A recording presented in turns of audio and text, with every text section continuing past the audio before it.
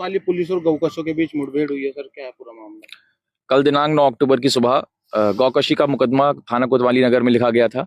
इसी के संबंध में थानाध्यक्ष कोतवाली नगर द्वारा एक टीम गठित की गई थी आईसी बुढ़ाना मोड़ और आईसी रोहाना के अंडर।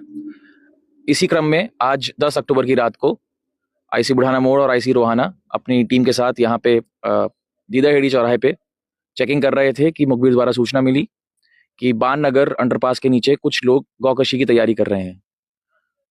ये सुनने के बाद पुलिस अपनी टीम के साथ यहाँ आई और इन्होंने यहाँ पे कुछ लोग को देखा जो लोग गौकशी की तैयारी कर रहे थे। उनसे पुलिस ने पूछताछ की कोशिश करी तो वो भाग गए। उन्होंने पुलिस पे फायर किया, पुलिस ने जवाब में फायर किया। मुठभेड़ के दौरान 3 लोग घायल हुए और उन लोग को अस्पताल ले जाया गया है और 2 लोग और पकड़े गए हैं साथ में।